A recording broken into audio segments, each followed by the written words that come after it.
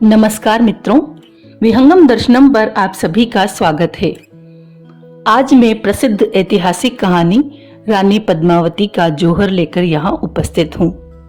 महाराज गंधर्व सेन ने अपनी पुत्री पद्मावती के विवाह के लिए उनका स्वयंवर रचाया था, जिसमें भाग लेने के लिए भारत के अलग अलग हिंदू राज्यों के राजा महाराजा आए थे। गंधर्व सेन के राज दरबार में लगी राजा महाराजा की भीड़ में एक छोटे से राज्य का पराक्रमी राजा मलखान सिंह भी आया था। उसी स्वयंवर में विवाहित राजा रावल रतन सिंह भी मौजूद थे। उन्होंने मलखान सिंह को स्वयंवर में परास्त करके रानी पद्मिनी पर अपना अधिकार सिद्ध किया और उनसे धूमधाम से विवाह रचा लिया। इस तरह राजा रावल रतन सिंह अपनी दूसरी पत्नी रानी पद्मावती को स्वयंवर में जीतकर अपनी राजधानी चित्तौड़गढ़ वापस लौट गए। प्रजा प्रेमी और न्याय पालक राजा रावल रतन सिंह चित्तौड़ राज्य को बड़े कुशल तरीके से चला रहे थे। उनके शासन में यहाँ की प्रजा हर तरह से सुखी संपन्न थी। राजा रावल रतन सिंह रणकौशल और राजनीति में निपुण थे। उनका भव्य दरबार एक से बढ़कर एक महावीर योद्धाओं से भरा हुआ था। चित्तौड़ की सैन्य शक्ति और युद्ध कला दूर दूर तक मशहूर थी। चित्तौड़ राज्य में राघव चेतन नाम का संगीतकार बहुत प्रसिद्ध था। महाराज रावल रतन सिंह उन्हें बहुत मानते थे, इसलिए राज दरबार में राघव चेतन को विशेष स्थान दिया गया था। चित्तौड़ प्रजा और वहां के महाराज को उन दिनों यह बात मालूम नहीं थी कि राघव चेतन संगीत कला के अतिरिक्त जादू टोना भी जानता था। ऐसा कहा जाता है कि राघव चेतन अपनी इस आसुरी प्रतिभा का उपयोग शत्रु को परास्त करने और अपने कार्य सिद्ध करने में करता था। एक दिन राघव चेतन जब अपना कोई तांत्रिक कार्य कर रहा था, तब उसे रंगे हाथों पकड़ लिया गया और राज दरबार में राजा रावल रतन सिंह के समक्ष पेश कर दिया गया। सभी साक्ष्य और फरियादी पक्ष की दलील सुनकर महाराज ने चेतन राघव को दोषी पाया और तुरंत उसका मुंह काला कराकर गधे पर बैठाकर देश निकाला दे दिया। अपने अपमान और राज्य से निर्वासित किए जाने पर राघव चेतन बदला लेने पर आमादा हो गया। अब उसके जीवन का एक ही लक्ष्य रह गया था, चित्तौड़ के महाराज रावल रतन सिंह का संपूर्ण विनाश। अपने इसी उद्देश्य के साथ वह दिल्ली राज्य चला गया। वहां जाने का उसका मकसद दिल्ली के बादशाह अलाउद्दीन खिलजी को उकसाकर चित्तौड़ पर आक्रमण करवाकर अपना प्रतिशोध पूरा करने का था। 12वीं और 13वीं सदी में दिल्ली की गद्दी पर अलाउद्दीन खिलजी का राज था। उन दिनों दिल्ली के बादशाह से मिलना इतना आसान कार्य नहीं था, इसलिए राघव चेतन दिल्ली के पास स्थित एक जंगल में अपना डेरा डालकर रहने लगता है, क्योंकि वह जानता था कि दिल्ली का बादशाह अलाउद्दीन खिलजी शिकार का शौकीन है और वहां पर उसकी भेंट जरूर अलाउद्दीन खिलजी से हो जाएगी। कुछ दिन इंतजार करने के बाद आखिर उसे सब्र का फल मिल गया। एक दिन अलाउद्दीन खिलजी अपने खास सुरक्षा कर्मी लड़ाकू दस्ते के साथ घने जंगल में शिकार खेलने पहुंचा। मौका पाकर ठीक उसी वक्त राघव चेतन अपनी बांसुरी बजाना शुरू करता है। कुछ ही देर में बांसुरी के सुर बादशाह अलाउद्दीन खिलजी और उसके दस्ते के सिपाहियों के कानों में पड़े। अलाउद्दीन खिलजी ने फौरन राघव चेतन को अपने पास बुलाया, राज दरबार में आकर अपना हुनर प्रदर्शित करने का प्रस्ताव दिया। तभी चालाक राघव चेतन अलाउद्दीन खिलजी से कहता है, आप मुझ जैसे साधारण कलाकार को अपने राज्य दरबार की शोभा बनाकर क्या पाएंगे? अगर हासिल ही करना है तो अन्य संपन्न राज्यों की ओर नजर दौड़ाइए, जहां एक से बढ़कर एक बेशकीमती नगीने मौजूद हैं और इन्हें जीतना और हासिल करना भी सहज है। अलाउद्दीन खिलजी तुरंत राघव चेतन को पहेलियां बुझाने की बजाय साफ साफ अपनी बात बताने को कहता है। तब राघव चेतन चित्तौड़ राज्य की सैन्य शक्ति, चित्तौड़गढ़ की सुरक्षा और वहां की संपदा से जुड़ा एक एक राज खोल देता है और राजा रावल रतन सिंह की धर्मपत्नी रानी पद्मावती के अद्भुत सौंदर्य का बखान भी करता है। ये सब बातें जानकर अलाउद्दीन खिलजी चित्तौड़ राज्य पर आक्रमण करके वहां की संपदा लूटने, वहां कब्जा करने और परम तेजस्वी रूप की अंबार रानी पद्मावती को हासिल करने का मन बना लेता है। राघव चेतन की बातें सुनकर अलाउद्दीन खिलजी ने कुछ ही दिनों में चित्तौड़ राज्य पर आक्रमण करने का मन बना लिया और अपनी एक विशाल सेना चित्तौड़ राज्य की ओर रवाना कर दी। अलाउद्दीन खिलजी की सेना चित्तौड़ तक पहुंच तो गई, पर चित्तौड़ के किले की अभेद्य सुरक्षा देखकर अलाउद्दीन खिलजी की पूरी सेना स्तब्ध हो गई।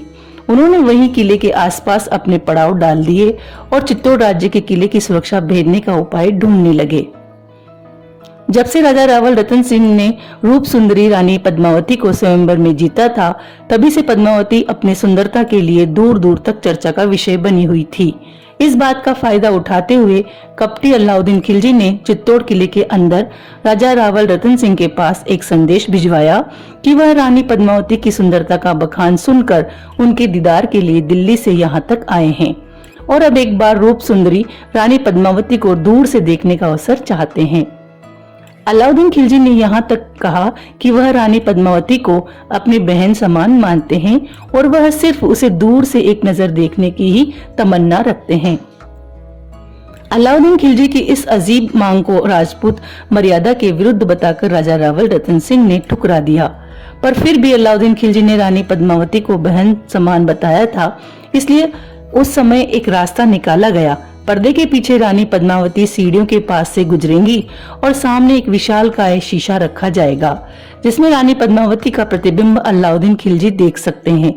इस तरह राजपूताना मर्यादा भी भंग न होगी और अलाउद्दीन खिलजी की बात भी रह जाएगी।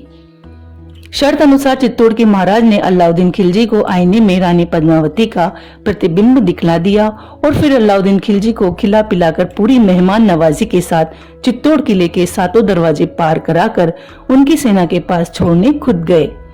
इसी अवसर का लाभ लेकर कपटी अलाउद्दीन खिलजी ने राजा रावल रतन सिंह को बंदी बना लिया और किले के बाहर अपनी छावनी में कैद कर लिया और संदेश भिजवाया, अगर महाराज रावल रतन सिंह को जीवित देखना है तो रानी पद्मावती को फौरन अलाउद्दीन खिलजी की खिदमत में किले के बाहर भेज दिया जाए। चित्तौड़ राज्य के महाराज को अलाउद्दीन खिलजी की गिरफ्त से सकुशल मुक्त कराने के लिए रानी पद्मावती, गोरा और बादल ने मिलकर एक योजना बनाई। इस योजना के तहत किले के बाहर मौजूद अलाउद्दीन खिलजी तक ये पैगाम भेजना था कि रानी पद्मावती समर्पण करने के लिए तैयार है और पालकी में बैठकर किले के बाहर आने को राजी है। फिर पालकी में रानी पद्मावती और उनकी सैकड़ों दासियों की जगह नारी भेष में लड़ाके योद्धा भेजकर बाहर मौजूद दिल्ली की सेना पर आक्रमण कर दिया जाए और इसी अफरा तफरी में राजा रावल रतन सिंह को अलाउद्दीन खिलजी की कैद से मुक्त करा लिया जाए। कहा जाता है कि वासना और लालच इंसान की बुद्धि हर लेती है। अलाउद्दीन खिलजी के साथ भी ऐसा ही हुआ। जब चित्तौड़ किले के दरवाजे एक के बाद एक खुले, तब अंदर से एक की जगह सैकड़ों पालकियां बाहर आने लगी। जब ये पूछा गया कि इतनी सारी पालकियां क्यों साथ है, तब अलाउद्दीन खिलजी को ये उत्तर दिया गया कि ये सब रानी पद्मावती की खास दासियों का काफिला है जो हमेशा उनके साथ रहता है। अलाउद्दीन खिलजी रानी पद्मावती पर इतना मोहित था कि उसने इस बात की पड़ताल करना भी जरूरी नहीं समझा कि सभी पालकियों को रुकवा कर देख ले कि उनमें वाकई में दासियां ही हैं, और इस तरह चित्तौड़ का एक पूरा लड़ाकू दस्ता नारी भेष में किले के बाहर आ पहुंचा। कुछ ही देर में अलाउद्दीन खिलजी ने रानी पद्मावती की पालकी अलग करवा दी और पर्दा हटाकर उनका दीदार करना चाहा, तो उसमें से राजपूत सेनापति गोरा निकले और उन्होंने आक्रमण कर दिया। उसी वक्त चित्तौड़ सिपाहियों ने भी हमला कर दिया और वहां मची अफरा तफरी में बादल ने राजा रावल रतन सिंह को बंधन मुक्त करा लिया और उन्हें अलाउद्दीन खिलजी के अस्तबल से चुराए हुए घोड़े पर बैठाकर सुरक्षित चित्तौड़ किले के अंदर पहुंचा दिया। इस लड़ाई में राजपूत सेनापति गोरा और पालकी के संग बाहर आए सभी योद्धा शहीद हो गए। अपनी युक्ति नाकाम हो जाने की वजह से बादशाह अलाउद्दीन खिलजी झल्ला उठा। उसने उसी वक्त चित्तौड़ किले पर आक्रमण कर दिया, पर वे उस अभेद्य किले में दाखिल नहीं हो सके। तब उन्होंने किले में खाद्य और अन्य जरूरी चीजों के खत्म होने तक इंतजार करने का फैसला किया। कुछ दिनों में किले के अंदर खाद्य आपूर्ति समाप्त हो गई और वहां के निवासी किले की सुरक्षा से बाहर आकर लड़ मरने को मजबूर हो गए। अंत में रावल रतन सिंह ने द्वार खोलकर आर पार की लड़ाई लड़ने का फैसला कर लिया और किले के दरवाजे खोल दिए। किले की घेराबंदी करके राह देख रहे मौका परस्त अलाउद्दीन खिलजी ने और उसकी सेना ने दरवाजा खुलते ही तुरंत आक्रमण कर दिया। इस भीषण युद्ध में पराक्रमी राजा रावल रतन सिंह वीर गति को प्राप्त हुए और उनकी पूरी सेना भी हार गई। अलाउद्दीन खिलजी ने एक एक करके सभी राजपूत योद्धाओं को मार दिया और किले के अंदर घुसने की तैयारी कर ली।